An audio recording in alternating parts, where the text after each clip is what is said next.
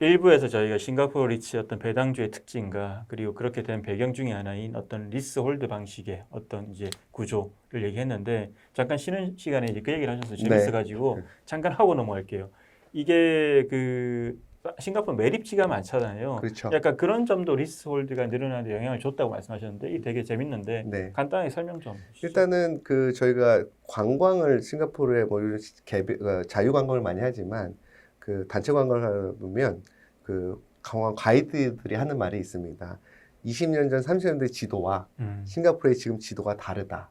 왜냐하면 여기는 어쨌든 땅덩이가 작기 때문에 뭐 말레이시아를 침략할 수도 없고 그래서 그 싱가포르의 남쪽 쪽의 바다들을 계속 매립을 합니다. 그래서 매립해서 바다가 점점 밀려나는 거죠. 네네네. 그래서 저희 거래소 앞에 도로 이름이 사우스 비치 로드입니다. 근데 거기가 비치가 없어요. 비치는 저 멀리 가야 되거든요. 네네. 왜냐면 옛날에는 거기 앞이 비치였거든요. 아, 네네. 근데 이름을 바꿀 수는 없으니까 그래서 비치에서도 정말 몇 킬로까지를 다 매립을 했습니다. 그래서 사우스 비치 로드에 가시면 비치가 안 보입니다. 네네. 그런데 이 매립한 땅은 당연히 나라 거죠. 그래서 여기가 지금 상업지구로 돼 있거든요. 상업지구, 저 금융상업지구로 돼 있는데 여기에 있는 빌딩은 당연히 100% 리스홀드가 돼 있습니다.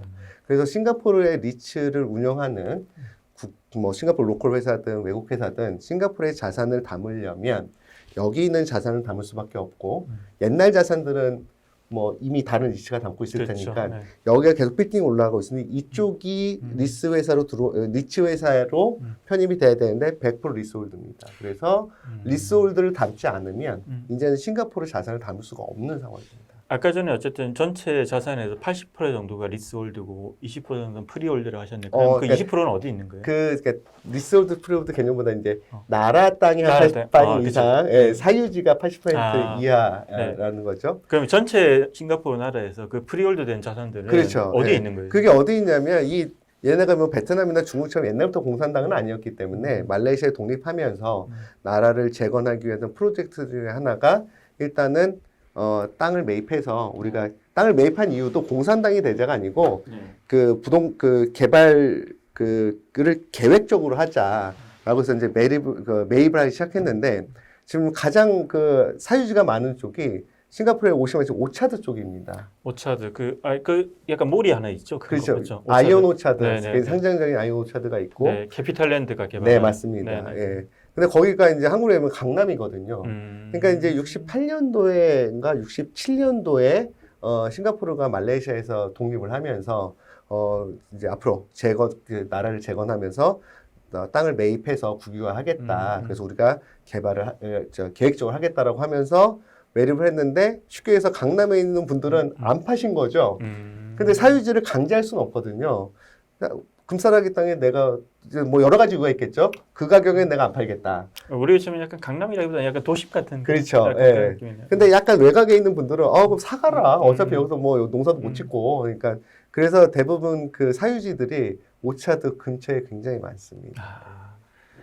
어찌 보면 이게 약간 비유가 적절한지 모르겠지만 도심에 가면 서울에 보면 이 구분 소유 건물들이 되게 많아요. 그러니까 이제 그 구획을 개발하는데 땅을 안 파신 분들이 이제 같이 그렇죠. 들어와서 10% 지분 들고 있고 그런 경우에는 그거랑 약간 좀 비슷한 유사하다고 배경은 보면 되겠습니다. 네, 일단 이거는 1부 이연 이야기였고 저희가 2부에서는 사실은 이 싱가포르 리츠 시장의 성장에 있어서 정부의 역할에 대한 이야기를 좀 해보려고 해요. 네. 사실 이제 한국도 뭐 정부가 상당히 이제 리츠 시장에 크게 관여하고 있기도 합니다. 이제 부동산 투자회사법이란 것도 있고, 참고로 이제 미국 같은 경우는 부동산 투자회사법이 없잖아요.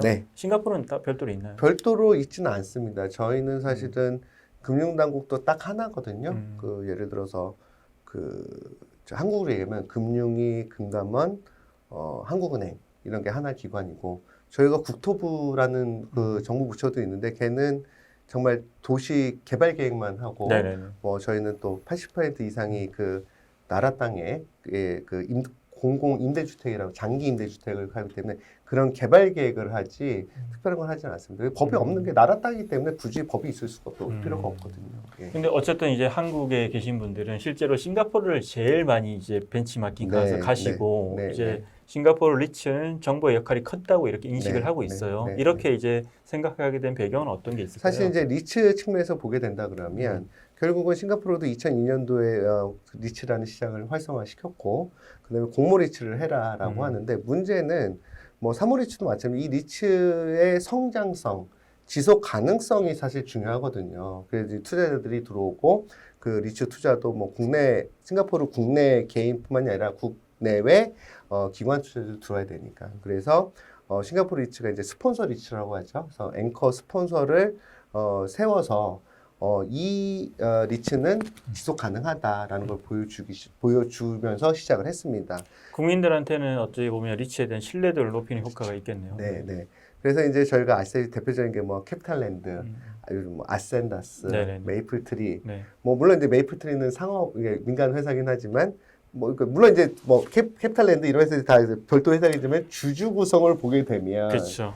네. 테마색이라는 펀드가 다 들고 있는 거죠. 조금이라도. 그렇죠. 네. 그리고 이 메이플트리는 정확히는 이제 PSA라고 네네. 싱가포르 항만청이라고 그러나요? 네네, 네, 맞습니다. 거기서 이제 분사된 회사이긴 네, 하기 네, 때문에 네. 어쨌든 정부랑 관계가 있다고 봐야 그래서 돼요. 관계가 없는 회사가 거의 없어요.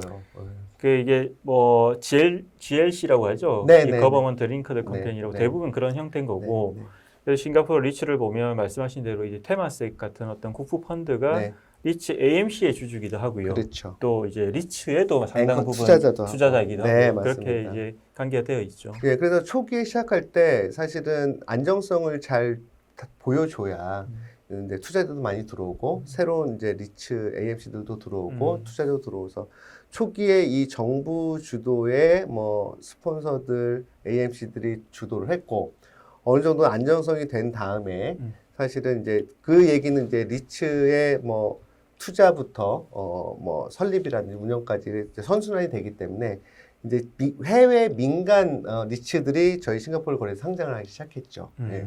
그래서 초기에 저희가 한 20개, 23개 정도까지 리츠가 됐을 때는 지금 말씀드린 그 정부 주도의 스폰서들 리츠가 많았고 그 이후에는 이제 정부 주도는 더 이상 뭐 나올 게 없기 때문에 그렇죠. 제가 뭐 매뉴라이프라든지 뭐 프레이저스라든지 이제 100% 저희 싱가포르 정부 관련된 기관들이 지분이 없는 정말 순수 민간 리츠들이 들어오기 시작했습니다. 한국도 뭐 여러 차례 시도를 하긴 했어요. 예전에 뭐 롯데부터 미래 네. 그리고 가장 최근에 AIP에서 이제 호주 자산 하려고 했는데 네. 그런 사례도 있었고요. 그러면 이제 그 뭐 정부 주도를 이제 성장시켜 왔는데 실제로 이 상장 리츠를 활성화하기 위한 어떤 지원이랄까 제도적인 어떤 뒷받침이 상당히 잘 이루어지고 있다고 봐야 되나요? 글쎄 이제 정부 쪽은 저도 이제 좀 뭔가 있을까 들여다 봤는데 사실 이거는 그냥 굉장히 일반적이더라고요. 뭐 국내 리츠, 아니, 국내 자산, 싱가포르 국내 자산, 해외 자산을 구별을 일단 안 뒀습니다. 그 얘기는 해외 자산을 국내 자산처럼 취급을 하는 거죠. 그래서 특별한 건 아니고 차별을 두질 않습니다. 예, 그게 가장 중요한 것 같아요. 사실 이거는 리츠뿐만이 아니라 금융시장, 제조업 전반적인 겁니다. 약간은 뭐 예를 들자 그러면 한국은 국내 금융사를 보호해야 되지 않습니까? 그래서 뭐 외국의 금융사가 한국에 와서 비즈니스 하게 되면 로컬법을 따라야 되는데 굉장히 좀 어려운, 네, 그러다 보니까 진출을 좀 꺼려하고 왔다가 실패하고 그러는데 리츠 개념에서 보면은 사실 JR 리츠도 한국에다 상장을 했을 때 자산이 해외에 있다 보니까 국내법에 맞추기 위해서 어거지로 맞추는 이런 부분들이 있지 않습니까? 저희는 그런 게 없다라는 거죠. 이게 이제 어떤 인센티브라는 게 아니고 제도가 만들 때부터 똑같이 차별을 안 두는 거죠. 근데 또 이런 건 있더라고요. 보니까 이제 국내 운용사들이나 어떤 부동산을 자산을 소유한 기업들이 싱가포르 리츠를 상장하려고 했더니 또 상장하기 위해서는 그 자산의 어떤 보는 기준 자체가 되게 엄격하긴 하더라고요. 뭐 자산의 규모도 그렇고 네. 포트폴리오 안정성도 그렇고. 네. 이게 그 똑같은데 사실은 거래소가 보는 건 아니고요. 뭐 거래소가 자산을 평가해서 조사를 하지 않고 결국은 그 상장을 했을 때 공모 자금을 모집해야 되지 않습니까? 그렇죠. 결국 공모 자금을 모집하기 위해서는 기관 투자자부터 먼저 모집을 하고 그다음에 일반 투자자 모집하는 이 기관 투자자의 뷰를 보는 거죠. 근데 여기서 이제 엄격하다보다는 저는 약간 이제 일부에서 말씀드렸던 이 차이입니다. 한국에 있는 자산을 갖고 있는 분들이 이제 싱가포르 분들한테 어필을 우리 강남 한복판에 있다. 이 땅값은 올라간다. 네네네. 이런 식으로 이제 어필을 하는 거죠. 네네네. 근데 거듭 말씀드린 싱가포르는 그게 중요한 게 아니고 니네 앵커 테넌트가 누구냐?